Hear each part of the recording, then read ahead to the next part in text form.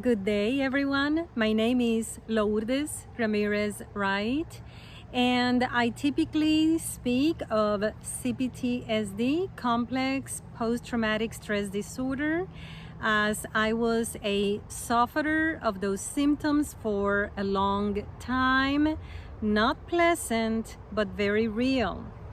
And I thought today I would speak about family dynamics. I think it is one of those subjects that most people want to bury because of the bad memories, bad relationships, and bad things that stemmed out of a bad childhood. And in a way that is understandable.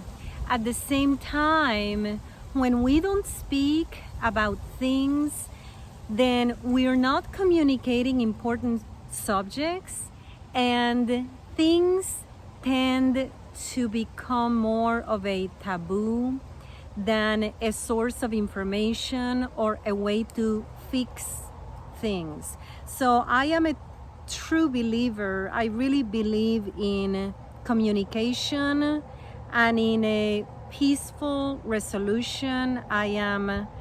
If you have followed my work, you will know that I am anti-violence in any way, shape, or form, and that includes against your own children.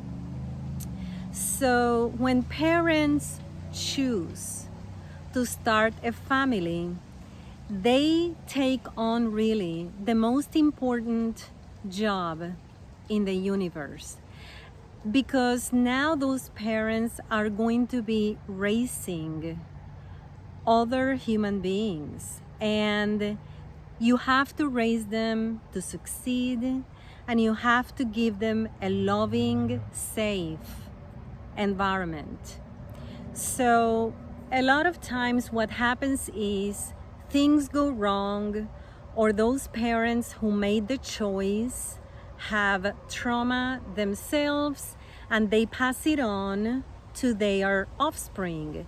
And that is what is known in the psychological world as intergenerational abuse or intergenerational dysfunction. And I did write a book about it, and my book is called Cone of Silence. I would love for you to read it if you get the chance. And I explain how things happen from one generation to another. It is a very strange phenomenon, but it happens more often than you might think. And it is absolutely important that children, now grown up like me, understand that the ones who made the commitment are really the parents. The parents took on the challenge, the responsibility, the commitment to have children, and therefore those children now are their responsibility. I personally was not gifted with having children of my own. However, I married someone who has children, and he tells me, you don't just turn it on and off. You don't go, they turned 21 or 18, therefore, whoops, I'm not their father anymore. It doesn't work that way. You don't turn it on and off. You do not get to do that as a parent. Those children really are your children until the end of times, and that is the truth. What happens is, in dysfunctional or abusive homes, things take a different turn, and you will have parents who are very manipulative and very abusive. Part of the abuse is grooming, and part of that grooming is to have those children believe now that because those parents sent the children to school, fed them, and gave them the very basic and then some, at some point those parents are entitled to get back everything they put in. And this is part of the grooming period. It is a way for those parents to get back everything they put in from those children who are now grown up. And what ends up happening is a lot of times the abusers or the parents or the grown-ups, they actually become even more abusive as they age. But they also still expect that loyalty and that follow that they're supposed to get from their children according to them, because they invested so much in those children, or so they think, right? So now what happens is they might become abusive, manipulative, because those children are now grown up. They cannot physically manhandle, obviously, those people, because those grown-up children will not allow it. But what happens is they find new ways to keep those groomed, well-groomed children under control. And one of them is that guilt trip. I put in, I gave up, I sacrificed, I did that, I didn't do this, and I refrained from doing that, all because of you kids. And so that is a part of the grooming. It's a very unhealthy way of seeing the world, but that is what happens in some unhealthy and dysfunctional homes. And so some of these kids remain in that system, and they have roles almost assigned to them. They become little scapegoats. And I am not talking about now children. I'm speaking about those little children that were abused and manhandled and mistreated and neglected, who are now parents themselves. So these grown children now neglect their very own marriages and homes in order to tend to the abusers who are now elderly or much older, but continue the manipulation. This is a very unhealthy way to see the world, and it is passed on. This goes from generation to generation to generation. Things really do not change. The things that do change might be the tactics, the delivery, but pretty much the idea, the whacked up ideas are still pretty much the same.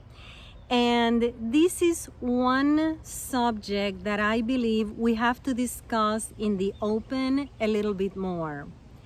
Does that mean that those people stand no chance? Not at all. But what it does mean is that if things are going to turn out well for those people who are now elderly or much older, as well as the children and grandchildren and great-grandchildren, then somebody has to own up to the mistakes and the realities. When this is not a possibility, then there is no back and forth communication, because you really are talking to a wall, aren't you? You know, in order for you to fix things, you have to have parties willing to fix things. When this doesn't happen, that's when things come to an impasse and things just die away. That is exactly what happens. In these dysfunctional families, you're going to have many personalities. One in particular stands out to me because this might be the sibling or the family member or somebody very close to that circle who uses devaluing behaviors.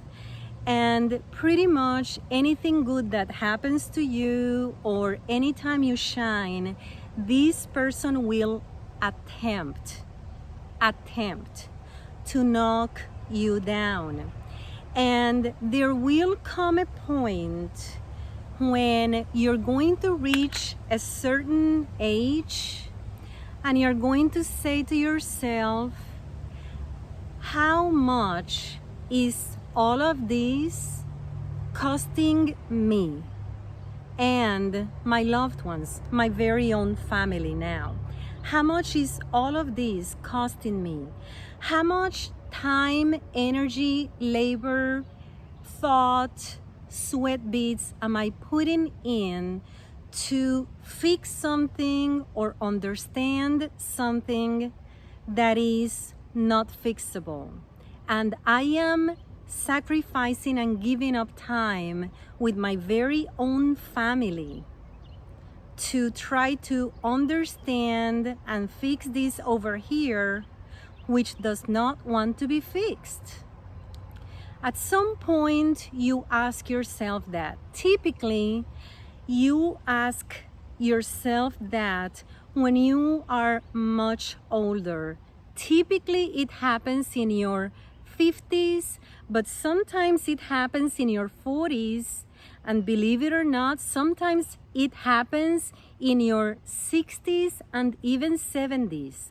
And this is a very sad realization for many, that all of those hours of energy and hard work that they spent trying to fix the unfixable and the dysfunctional, they could have spent with loved ones, cultivating and nurturing their own home. But they failed to do that, chasing after a fantasy. So whenever it comes to family dynamics, I think that we need to be more sincere with ourselves, and we need to recognize when something is fixable and when something is not. And we all have regrets. All of us. I know I do, you do, everyone has regrets. But make sure that those regrets are faced with reality within a reasonable time before it becomes too late for you and your loved ones. I am going to continue this conversation on my next video because I think it is a worthy subject to discuss. So I hope you join me on the next one. You can find my books on Amazon. You can also find me on Instagram. And I have a great page called Fitness for CPTSD on Facebook. And you're going to see on the cover a brunette. This is back when my hair was black. You're going to see me running on that cover page. That is yours truly. So I hope you check it out. I do dispense a lot of information that is pertinent to complex PTSD and the things that I have to do to shake those symptoms. And I have a lot of subjects that I want to discuss, but not in one video because they do become too long. I hope you join me for the next one. Have a great rest of the week, and remember, the world is a better place because you are in it.